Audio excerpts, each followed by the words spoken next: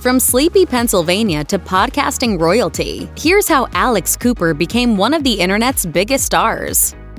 Alex Cooper grew up in Suburban, Pennsylvania, the middle child of a psychologist and a TV producer specializing in NHL games. Cooper attended the Pennington School, a private school in New Jersey. While her family was comfortably middle class, she wasn't as wealthy as many of her peers. She later told the New York Times, "I was constantly aware of money growing up. I remember of my friends around me, I was considered the poorest." Cooper credits her mom for helping her and her friends navigate their teenage years. She once told Vanity Fair, "My house was where you came to process emotions that maybe weren't as accepted." She could always tell when something was wrong with us. She was just a very in tune mother.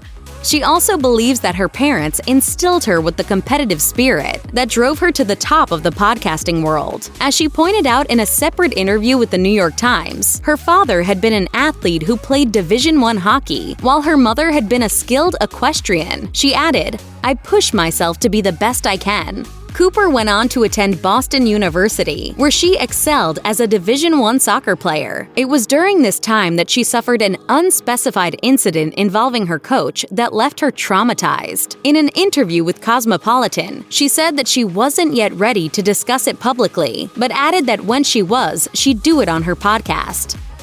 In 2018, Alex Cooper and her roommate Sofia Franklin were vacationing together when they came up with the idea for a podcast that would take an unflinching and raunchy look at sex. They titled the podcast Call Her Daddy, taking the name from a shirt that Cooper regularly wore in college. As Cooper told Vanity Fair, she enjoyed seeing the way the shirt threw men she dated off balance, causing them to become uncomfortable. She explained, "They'd be frustrated, and I could tell it was because I shouldn't have this on my chest. They're like, 'We're Daddy,' and I'm like, 'No, I'm Daddy.'"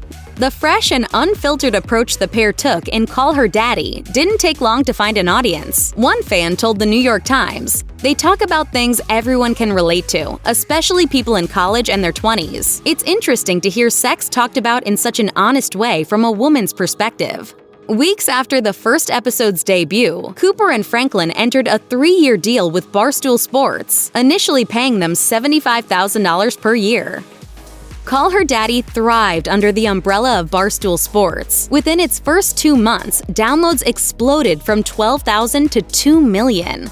I still feel like the girl from Pennsylvania, that's awkward with my braces in the basement, just trying to make it.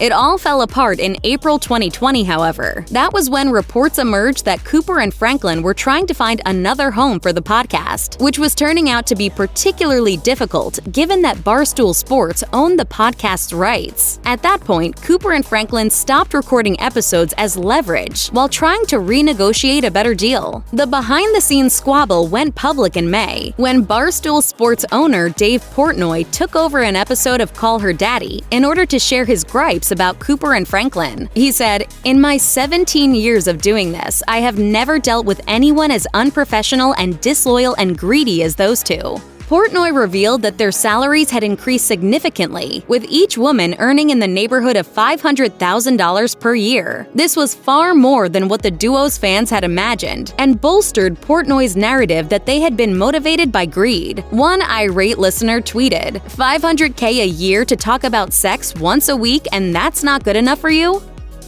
As more details emerged in the fraught situation surrounding Call Her Daddy, it became clear that a schism between the two women was at the heart of everything. Their opposing viewpoints on renegotiating their Barstool Sports deal not only caused the whole thing to blow up, but also fractured their friendship. When the dust settled, Cooper and Franklin had gone their separate ways, with Cooper maintaining the intellectual property for Call Her Daddy. Franklin, meanwhile, went on to launch her own podcast, Sofia with an F. Franklin told Rolling Stone, "I think I did everything in my power in that situation to make it work at the time." She added that her biggest regret wasn't losing her role in such a wildly successful podcast, but the fact that it ruined her friendship with Cooper. She did, however, share her suspicions that Cooper had sought a better deal for herself by going behind her back. On that, Cooper has admitted she'd been given a raise for her work editing the podcast, and that she never informed Franklin about this. I think I chose not to tell Sofia because of how uncomfortable she was publicly with people knowing I did more. Speaking about the feud in general, Cooper told Time, "We were being deemed we were having a cat fight. And I'm like, this is not a cat fight. We're talking about a multi-million-dollar brand that is on the line. Cooper went on to highlight the underlying misogyny in how the situation was reported in the media, saying, "If this were two men, that would not be the conversation." After the negotiations with Barstool Sports went south and her partnership with Sofia Franklin ended, Alex Cooper envisioned a big future for Call Her Daddy, and she wasn't shy about her ambitions, telling the Wall Street Journal, "I want to be the biggest podcast in the world." Cooper took a step closer to that goal in June of 2021 when she signed on with Spotify to make the streaming service the exclusive home of Call Her Daddy. As Variety reported at the time, that 3-year deal was estimated at a staggering $60 million. It also made Cooper Spotify's highest-paid female podcaster, and in terms of salary, second only to Joe Rogan overall. She proudly told the Los Angeles Times, "A woman just got what in the past would have been a male contract." As the podcast's reach continued to expand, Call Her Daddy evolved beyond its origins of candid sex talk to become the destination of choice for big celebrities. Cooper explained, "People will tell me they miss the old Call Her Daddy, but that show was dying. It was like, how many times can we talk about sex?" As Call Her Daddy exploded, Alex Cooper began interviewing some of the biggest stars in show business. No less a luminary than legendary Oscar winner Jane Fonda described Cooper as one of the most skilled interviewers she'd ever encountered. I was like, you know what? I can retire now. Jane Fonda gave me her blessing. We're good to go. Cooper has also welcomed numerous musicians to Call Her Daddy, and an invitation to appear on the podcast has become coveted in the music industry. The reason?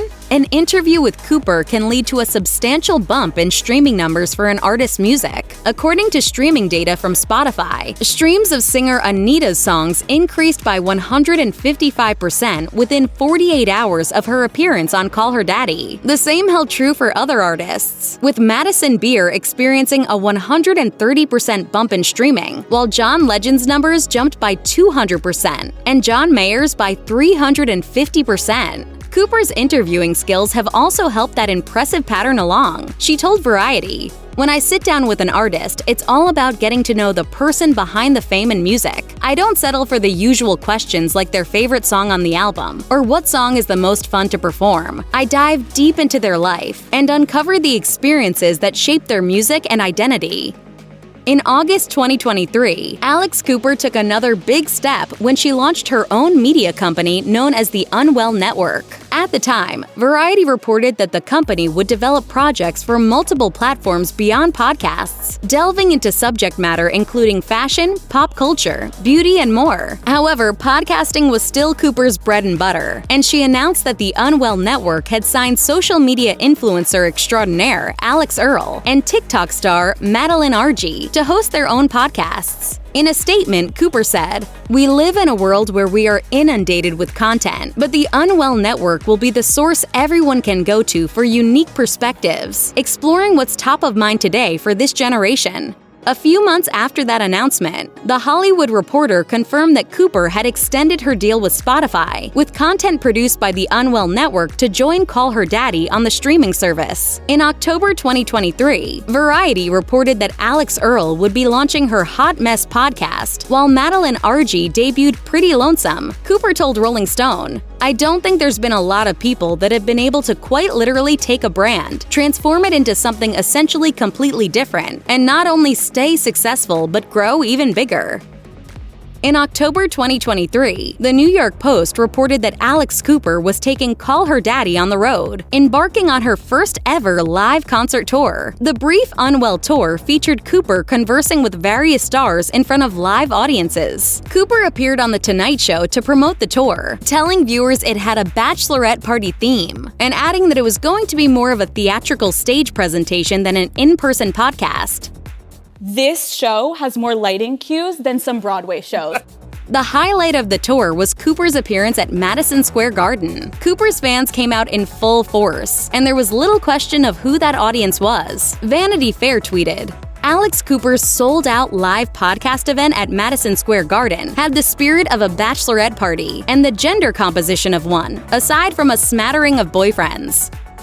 In April 2023, Alex Cooper announced that her longtime boyfriend, TV producer Matt Kaplan, had popped the question, and she'd said yes. Sharing details of the proposal in an interview with W Magazine, Cooper revealed that Kaplan had set up a photo shoot for her, which she didn't realize he'd faked in order to get her out of the house. She recalled, "When I came home that night, my entire house was covered in candles, lit all over, music playing, and a scavenger hunt leading to Matt proposing." Cooper and Kaplan were married in April 2024, with the nuptials taking place in Mexico's Riviera Maya. Cooper told Vogue, "It was everything we wanted it to be. It was emotional, heartfelt, and we tailored it to exactly how we always envisioned it." One of the various ways in which Cooper broke with tradition was by walking down the aisle solo instead of being given away by her father. The reason, she explained, was simple. She said, "At the beginning of wedding planning, I really rejected the concept of being walked down by a man to be handed to another man." She pointed out that this hadn't been meant as a diss to her dad, but rather reflected her rejection of the tradition. Cooper added, "It's old and antiquated."